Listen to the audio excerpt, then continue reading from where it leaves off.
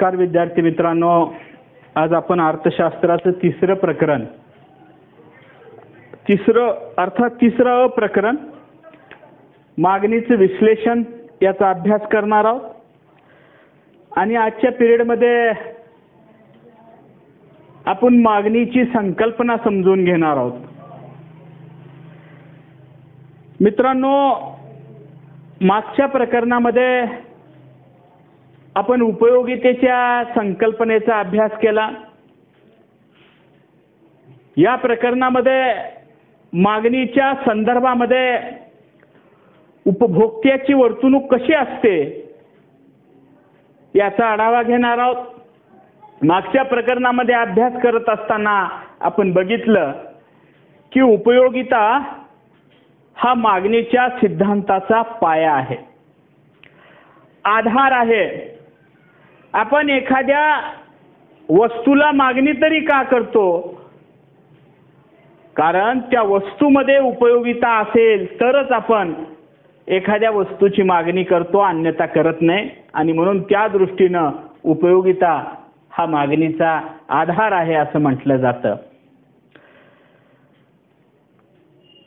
व्यवहारामध्ये इच्छा हा शब्द मागणीच्या अर्थाने वापरला जातो. इच्छा आणि मागणी या शब्दामध्ये गल्लत केली जाते. इच्छा म्हणजे एखादी वस्तू हवीशी वाटणे. मागणीला अर्थशास्त्रीय परिभाषेमध्ये वेगळा अर्थ आहे. अर्थशास्त्रामध्ये मागणीची एक व्यापक अशा स्वरूपाची संकल्पना आहे. केवळ इच्छा म्हणजे मागणी नव्हे. तर अगोदर या दोन संकल्पना आपण अगोदर समजून घेऊया आणि मग त्यानंतर मागणीच्या संकल्पनेकडे आपण वळूया. असं गृहीत धरा की या देशातील प्रत्येक नागरिकाला, अर्थात 130 कोटी जनतेला विमान हवं. विमानाची इच्छा आहे कारण विमानामध्ये प्रवास हा जलद होतो, वेळेची बचत होते आणि त्यामुळं या देशातल्या प्रत्येक नागरिकाला विमान घेण्याची इच्छा आहे. आता नागरिकांना विमान घेण्याची इच्छा आहे म्हणजे नागरिकांची विमानाला मागणी आहे असा त्याचा अर्थ होतो का? तर नाही. असा अर्थ काढणं हे चुकीचं ठरेल. कारण केवळ इच्छा म्हणजे मागणी नव्हे, तर इच्छेला खरेदी शक्तीचं पाठबळ आणि पैसा खर्च करण्याची मानसिक तयारी असावी लागते. म्हणजे 3 गोष्टीची आवश्यकता आहे इच्छेचं मागणीमध्ये रूपांतर होण्यासाठी. की अगोदर तीव्र स्वरूपाची इच्छा पाहिजे, ती इच्छा पूर्ण करण्यासाठी खिशामध्ये पैसे पाहिजे, अर्थात इच्छेला खरेदी शक्तीचं पाठबळ पाहिजे. आणि तिसरं महत्त्वाचं कारण म्हणजे पैसा खर्च करण्याची मानसिक तयारी पाहिजे. या तिन्ही गोष्टीचं एकत्रीकरण जेव्हा होतं त्यावेळेस मागणी साकार होते. अर्थात प्रभावी इच्छेचं मागणीमध्ये रूपांतर होण्यासाठी खरेदी शक्तीचं पाठबळ आणि खर्च करण्याची मानसिक तयारीची आवश्यकता आहे. तर या पद्धतीनं मागणी ही संकल्पना त्या ठिकाणी साकार होते. या तिन्ही गोष्टीच्या एकत्रीकरणातून मागणी ही साकार होत असते. आता आपण इच्छे आणि मागणीमधलं नेमकं फरक लक्षात घेण्यासाठी एक उदाहरणी या संदर्भामध्ये घेऊया. आता उदाहरणामध्ये असं समजा की लातूरच्या एक्स मोटार शोरूम मध्ये वाय नावाची एक मोटार कार आलेली आहे आणि या मोटारीची किंमत ही 10 लाख रुपये आहे. या शोरूम मध्ये 10,000 लोकांनी भेट दिलेली आहे. आणि 10,000 लोकांनी त्या ठिकाणी ही कार घेण्याची इच्छा व्यक्त केलेली आहे. आता 10,000 लोकांनी कार घेण्याची इच्छा व्यक्त केलेली आहे म्हणजे 10,000 लोकांची या कारला मागणी आहे असा याचा अर्थ घ्यायचा का?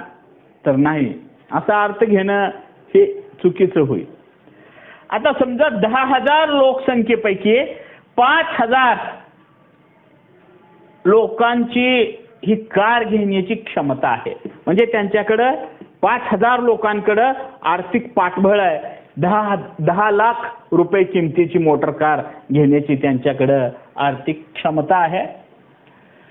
परंतु केवळ आर्थिक पाठबळ आहे म्हणूनही त्या ठिकाणी की या 5,000 लोकांची मागणी आहे असंही आपल्याला म्हणता येत नाही.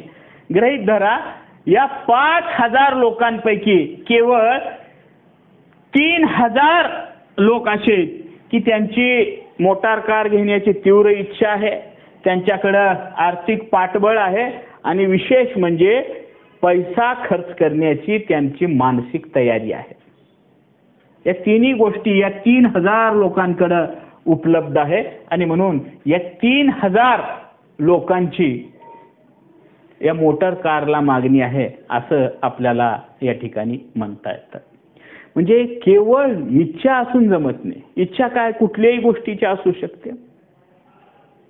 एका भिकाऱ्याची सुद्धा मोटर कार घेण्याची इच्छा असू शकते. पण नुसतं इच्छा असून जमत नाही तर त्या इच्छा शक्तीला खरेदी शक्तीचं पाठबळ असावं लागतं आणि पैसा खर्च करण्याची उपभोक्त्याची मानसिक तयारी असावी लागते. तेव्हा इच्छेचं मागणीमध्ये रूपांतर होतं. आता एकदा इच्छा आणि मागणी या दोन संकल्पना आपण समजून घेतलं की मग आपली अशा पद्धतीने गल्लत होणार नाही की जी व्यवहारामध्ये इच्छा आणि मागणी हा शब्द समान अर्थाने वापरला जातो त्याची गल्लत आपली या ठिकाणी होणार नाही. आणि म्हणून अर्थशास्त्रामधल्या या संकल्पना आपल्याला अगोदर व्यवस्थितपणे समजून घ्याव्या लागतील.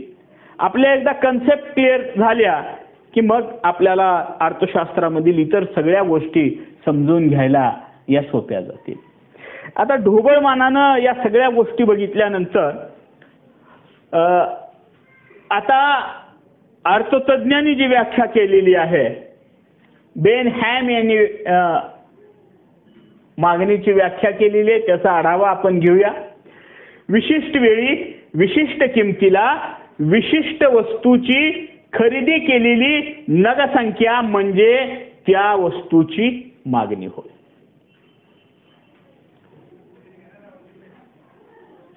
आता या ठिकाणी विशिष्ट वेळ आली, विशिष्ट किंमत आली आणि नगसंख्याही आलेली आहे. म्हणजे एका विशिष्ट वेळेला विशिष्ट किमतीला उपभोक्ता किती नगसंख्येची खरेदी करण्यास तयार आहे हे सांगणे म्हणजेच मागणी आहे. एक आता उदाहरण आपण या ठिकाणी घेऊया. उदाहरणामध्ये बघा 35 रुपये प्रति किलो साखरेची किंमत असताना एका कुटुंबाचे आठवड्याला साखरेची मागणी 20 किलोची केली जाते असं गृहीत धरा. या ठिकाणी मागणीला एक अर्थ प्राप्त झालेला आहे. आता ही व्याख्या आणि हे उदाहरण बघितल्यानंतर मागणीची काही वैशिष्ट्ये सुद्धा आपल्याला लक्षात घ्यावी लागतील की मागणी ही सापेक्ष संकल्पना आहे. आता ही सापेक्ष संकल्पना कशी आहे? आता बघा की मागणीचा संदर्भ देत असताना की किंमत आणि दुसरं वेळ किंवा काळेचा संदर्भ हा द्यावा लागतो. किंमत आणि वेळ याच्यामध्ये तफावत निर्माण झाली, या दोन गोष्टी बदलल्या की मागणी बदलते. आता या उदाहरणामध्ये साखरेची किंमत 35 रुपये आहे.